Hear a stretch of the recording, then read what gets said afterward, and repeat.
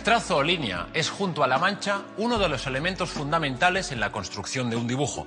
El trazo es una fuente inagotable de recursos expresivos, según variemos su grosor, el tono de gris o la herramienta con la que se trabaja.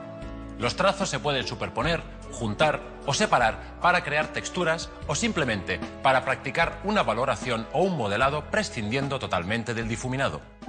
Antes de empezar, vamos a dar un repaso a los materiales que utilizaremos en los ejercicios que siguen. Barras grafito puro, 2B, 6B. Lápices HB, 2B. Goma de borrar. Papel de grano medio. Estos son los materiales que utilizaremos en esta unidad.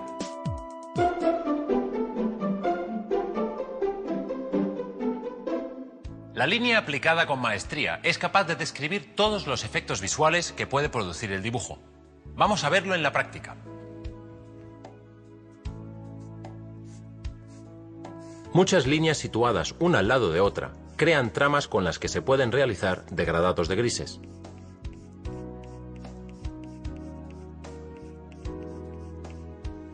Tengamos en cuenta los diferentes efectos que podemos obtener distanciando más o menos las líneas entre sí. Como podemos ver, los trazos juntos, separados o cruzados logran un efecto óptico de sombreado cuya intensidad tonal varía en función del grosor de la línea, de su separación entre ellas y de la presión ejercida.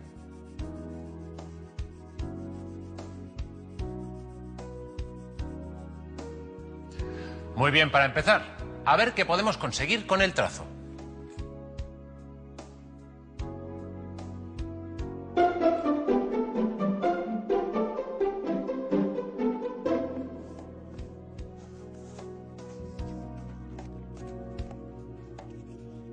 Un simple papel doblado nos servirá como modelo para desarrollar la práctica de trazados sobre los diferentes planos.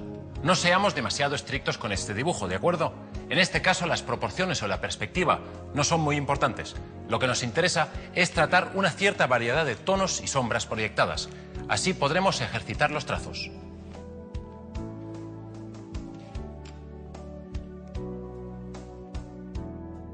Cualquier método de dibujo es válido para realizar este trabajo. En este caso, escogemos un lápiz para el proceso de encaje. Se trazan las primeras líneas, prestando, como siempre, atención a la dirección y a la posición relativa entre ellas. Ya lo tenemos.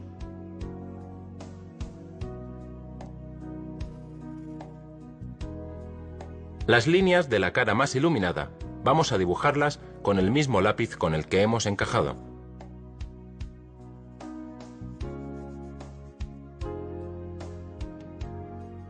Serán finas, ¿de acuerdo? De un tono claro. Y estarán separadas.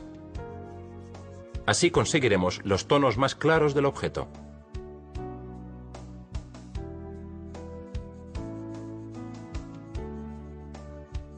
Tratamos ahora las zonas más oscuras.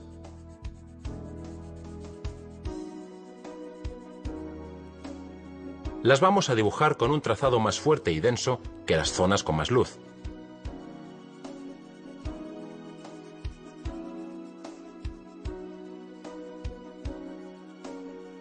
Iremos cruzando los trazos, cambiando la dirección hasta conseguir la densidad de trama que necesitemos.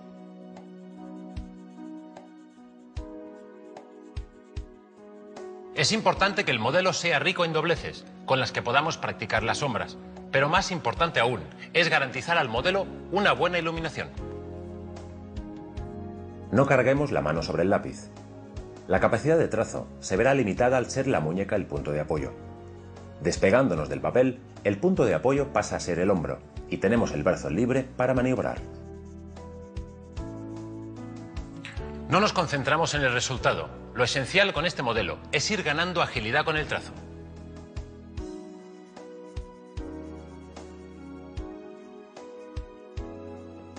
También se pueden utilizar lápices más blandos para obtener líneas más oscuras, pero con precaución. La mina se gasta fácilmente y esto dificulta el control sobre el grosor de la línea. Para conseguir sensaciones de degradados en las zonas curvas o transiciones de luz-sombra, debemos ir reduciendo el número y el espaciado de los trazos. Una nueva trama nos potenciará el degradado.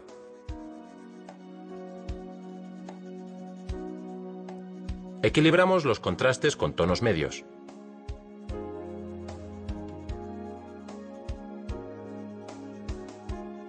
En la base de la figura creamos líneas intensas para resaltar los puntos de apoyo.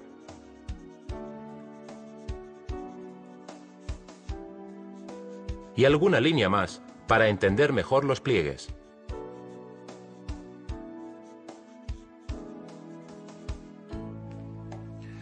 Parecía difícil y sin embargo ya veis, lo hemos conseguido. En un momento pasamos a algo más complejo.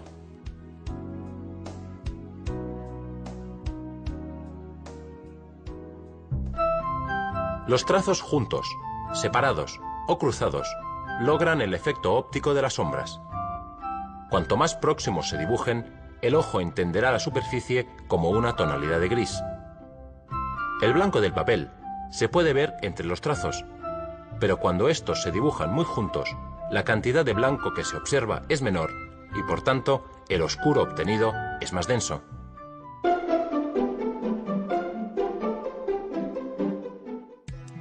En esta práctica vamos a experimentar el trazado de líneas con la forma redondeada de una pera. Las formas de la naturaleza son especialmente atractivas para realizar esta técnica de dibujo, ya que nos permiten un gesto menos mecánico para su realización.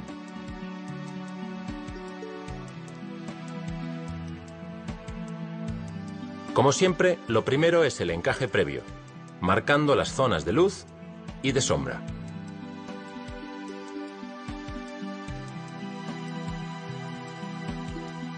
Siempre en cualquier dibujo, el primer paso es la observación. Captamos la forma esencial del modelo y la intentamos imitar con el trazo, en este caso, curvo. Para definir su forma, practicamos un trazado de líneas de un tono gris suave alrededor de la zona de luz. Pero cuidado, sin sobrepasarla.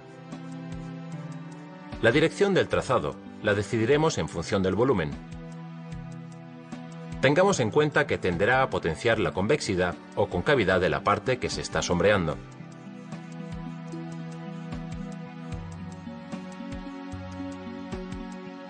Si es necesario, utilizamos la goma de borrar para recortar la zona del brillo con mayor exactitud.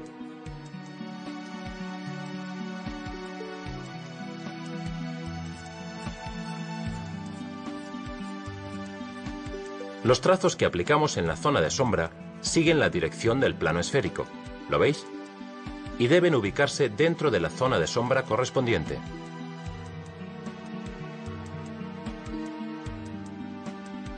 Los brillos varían según la superficie sobre la que se proyectan. Seamos sensibles a estas variaciones.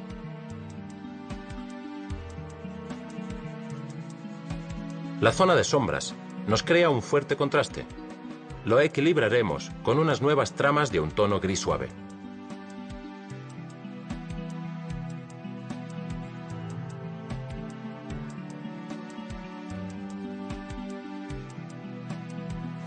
Atención, en el dibujo, tanto si se valora con manchas o con tramas, las formas de las sombras y el tono son cuestiones que tienen su propia autonomía, sea cual sea la herramienta o el método para resolverlas. En una pera, las formas de las sombras tenderán a ser curvas, y los tonos de claros y oscuros se fundirán con transiciones suaves.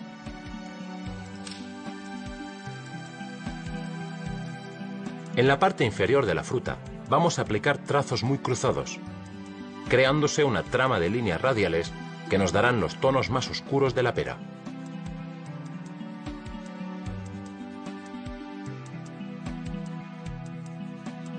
La sombra proyectada nos creará un nuevo tono. Lo iremos ajustando hasta llegar al más oscuro del dibujo.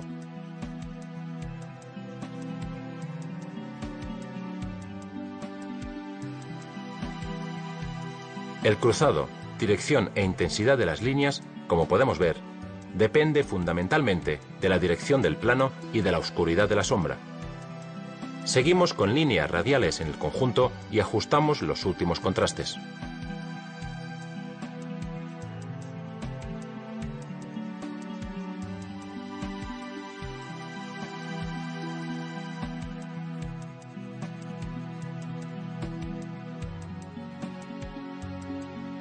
A que poco a poco vamos trazando con más soltura. Perfecto, de eso se trata. Pero tenemos que seguir trabajando.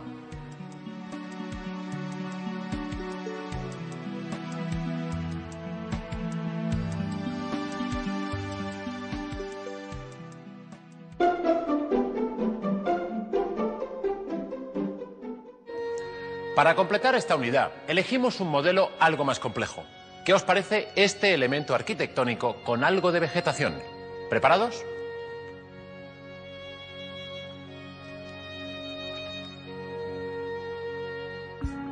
El encaje lo realizamos con un lápiz. Las líneas de los árboles serán inclinadas en diferentes direcciones.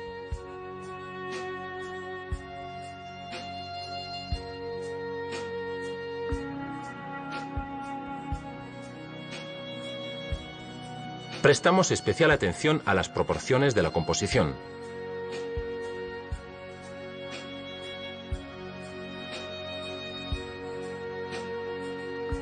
Dado que nuestro modelo representa una casa, deberemos prestar especial atención a las líneas de encaje que nos proporcionan las líneas verticales y horizontales.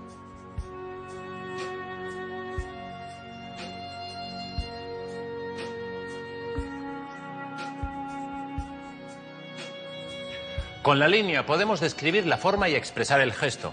Este es un ejercicio óptimo para comprobarlo. Vamos a los trazos de las tramas. Intentamos imitar los materiales y las texturas de las formas. ¿De acuerdo? Pero atención, también existe la opción de interpretar los elementos de forma más subjetiva si os apetece hacerlo. Por ejemplo, en la vegetación.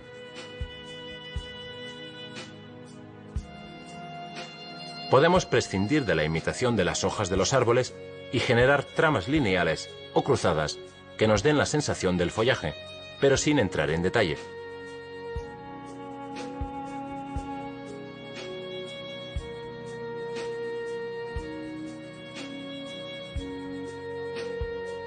Como podemos ver, los trazos juntos, separados o cruzados logran un efecto óptico de sombreado cuya intensidad tonal varía en función del grosor de la línea, de su separación entre ellas y de la presión ejercida.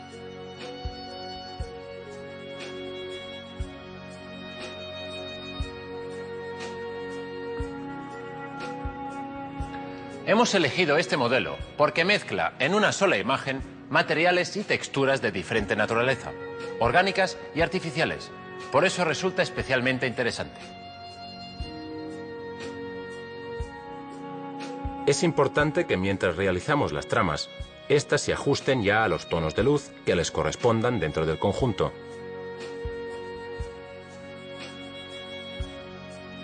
Para ello, trabajaremos las tramas por zonas de luz, con trazos separados.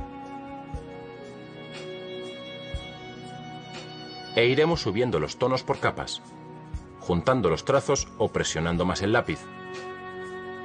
De esta forma, todo el conjunto irá evolucionando a la vez.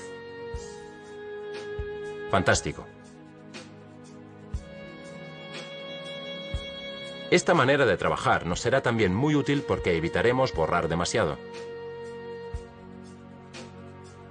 Evitad borrar en exceso cuando trabajamos con trazos cruzados, ¿de acuerdo?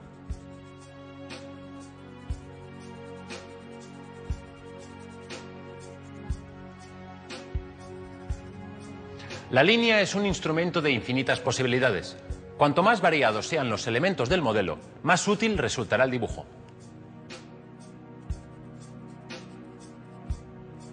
Cuando tengamos las tramas generales de todos los planos y de las masas vegetales, podemos pasar a la superposición de líneas más intensas y más oscuras en las zonas de mayor sombra.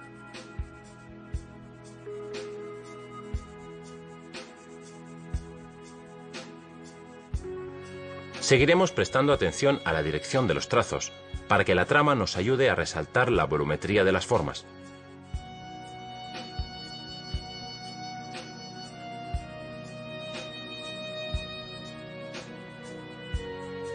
Exactamente. Muy bien. Es imprescindible dominar bien la técnica del dibujo. Ya veréis cómo nos servirá de base en otras técnicas. Buen trabajo. Con este ejercicio de trazos variados cerramos esta unidad. Pero antes repasemos los puntos fundamentales.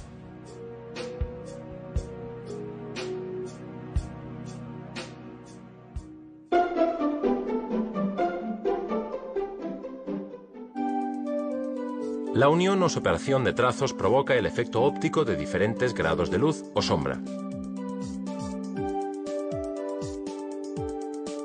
Se pueden realizar diversas gradaciones de grises según el sentido y cantidad de trazos que se dibujen.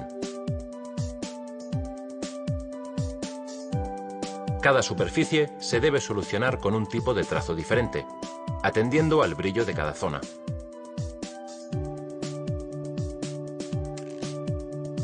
La dirección del trazo puede aportar al dibujo una sensación de perspectiva.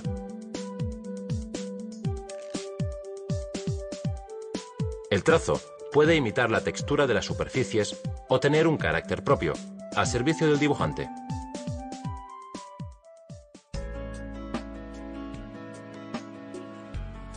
Ya lo veis, con estos ejercicios hemos descubierto las infinitas posibilidades del trazo. Con la práctica iremos descubriendo todas sus formas de expresión. Hasta la próxima lección.